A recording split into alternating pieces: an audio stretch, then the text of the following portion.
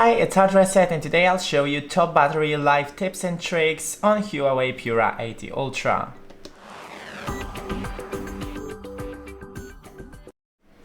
So go into the settings, then into the display and brightness and enable the dark mode.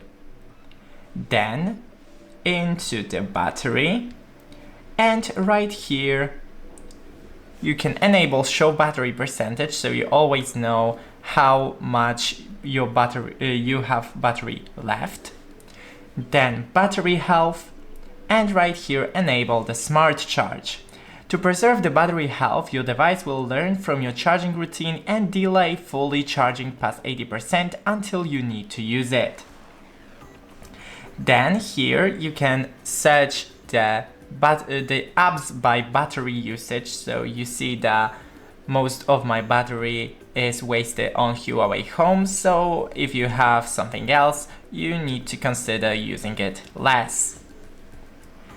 Then right here and into more battery settings and stay connected while asleep.